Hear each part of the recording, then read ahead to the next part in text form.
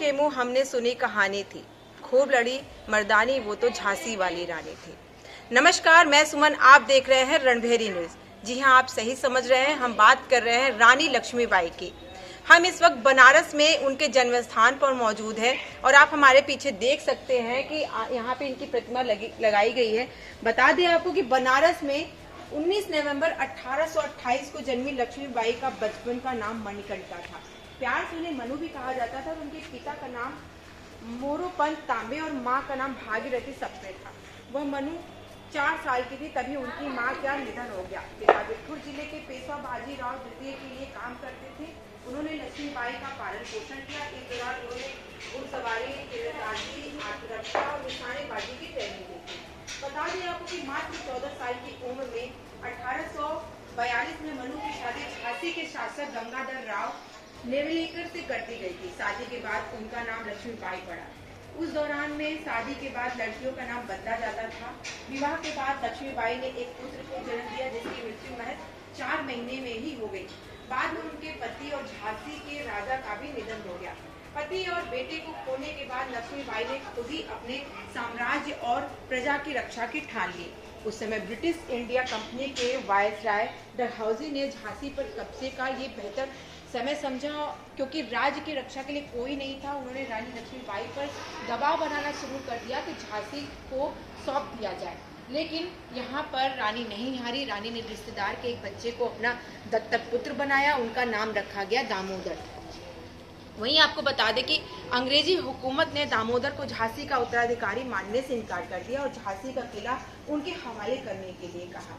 और आपको बता दें कि जो लड़ाई हुई थी, जो हमारे आज़ादी की लड़ाई थी, उसमें रानी लक्ष्मीबाई की कहते हैं कि लक्ष्मीबाई जो है वो सभी के लिए एक उदाहरण है, सभी महिलाओं के लिए एक उदाहरण है कि वो महिला नहीं हारी, ना किसी से डरी है। इस वक्त हमारे साथ कुछ लोग मौजूद हैं, उनसे बात करेंगे और जानेंगे रानी लक्ष्मीबाई के बारे में। तो चलिए उनसे बात करते हैं। मेरा नाम यशवर्धन शुक्ला है, मैं BHU के इतिहास विभाग का छात्र हूँ। आज रानी लक्ष्मीबाई के जन्मस्थली पर किस तरीके का कार्यक्रम किया जा रहा है? आज रानी लक्ष्मीबाई की 190वीं जयंती है। उसके अवसर पर हमारे अखिल भारतीय विद्यार्थी परिषद काशी हिंदू विश्वविद्यालय द्वारा यहाँ पे पुष्पांजलि रानी लक्ष्मीबाई के लिए और एक संगोष्ठी है अपने विचारों को प्रकट करने के लिए। सबके विचार रानी लक्ष्मीबाई के ऊपर प्रकट करने के लिए और पुष्पांजलि सभा का आयोजन हुआ है, जिसमें हमें काशी हिंदू विश्वविद्यालय के सभी छात्र एकत्रित हुए हैं।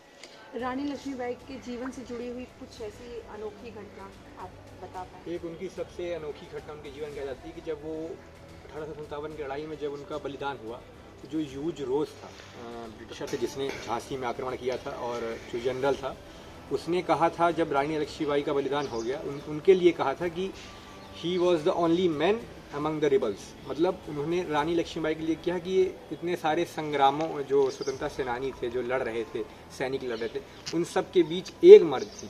ये ह्यूज रोज ने कहा था, जो उस समय अंग्रेजों का जनरल था जिसने झांसी पर आक्रमण किया था। तो आप इससे समझ सकते हैं कि जो अंग्रेजी जनरल था वो रानी लक्ष्मीबाई की साहस वीरता का इतना गुणगान कर रहा है, तो आप समझ सकते हैं कि उन्होंने क्या पराक्रम दिखाया होगा युद्ध के मैदान में। अपने छोटे से बालक को दामोदर राव को लेकर घोड़े पर चढ़कर उसके अपने साथ बांध कर युद्ध लड़ना कोई छोटी बात नहीं है। वो भी उस समय पे जब उनकी सेना भी बहुत कम थी रानी लक्ष्मीबाई की, और अंग्रेजों की लाखों की सेना के सामने इतना पराक्रम के साथ युद्ध करना बहुत बड़ी बात होती है। जी, ये तो सही बोल रहे हैं। रानी लक्ष्मीबाई कहते हैं महिलाओं के लिए एक उदाहरण है। तो आज के समय की महिलाएं कैसा आप देख रहे हैं कि बदलाव कुछ हो चुका है? देखिए, समय और परिस्थिति के हर समय हर काल में महिलाओं का कुछ न कुछ योगदान, जैसे जितना पुरुषों का रहा उतना महिलाओं का भी रहा है।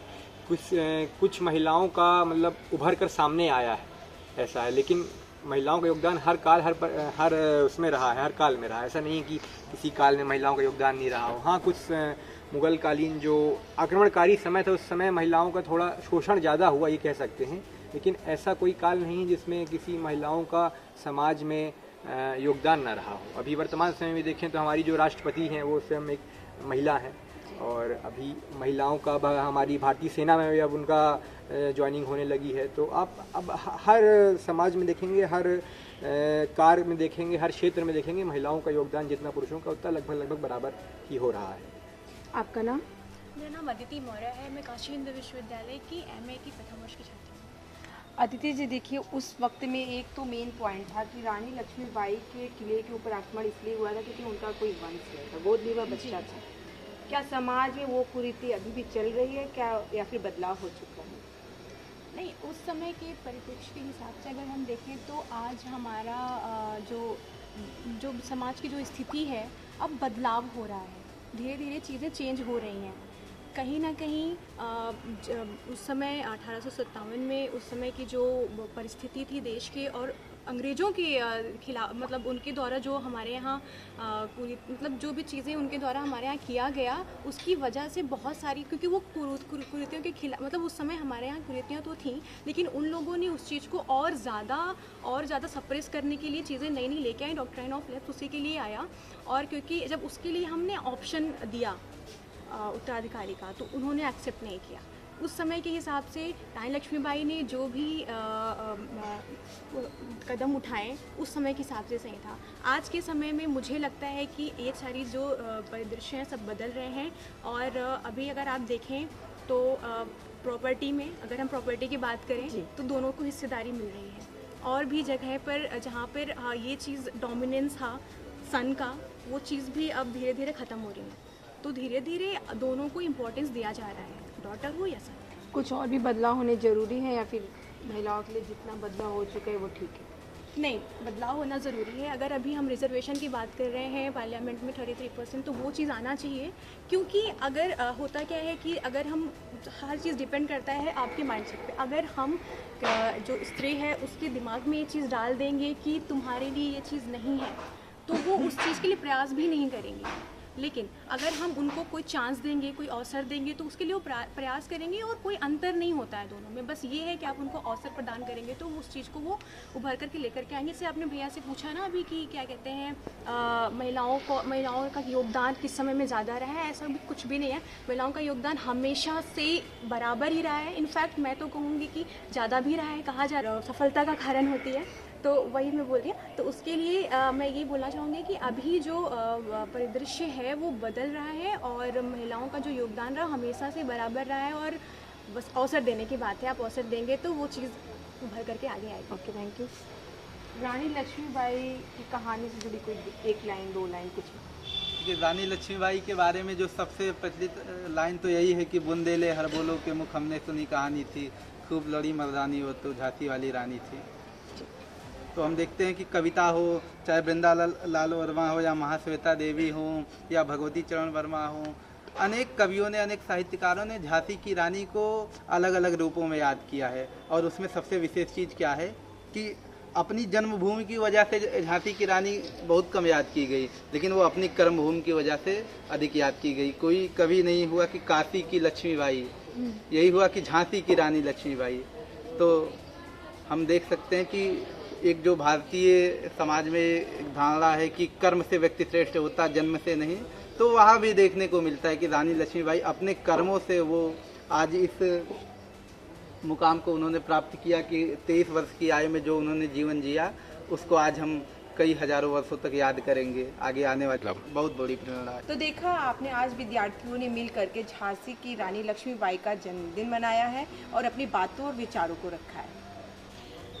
रानी लक्ष्मीबाई की ज़िंदगी में वो काला दिन आ गया जब 23 मार्च 1858 को ब्रिटिश ने उनके किले पे आक्रमण कर दिया। और आपको बता दें कि कुछ दिनों के बाद ब्रिटिशों ने मिल करके किले में सेंधमारी करते हुए किले के अंदर घुस गए और 17 जून 1858 को लक्ष्मीबाई आखिरी जंग के लिए निकली।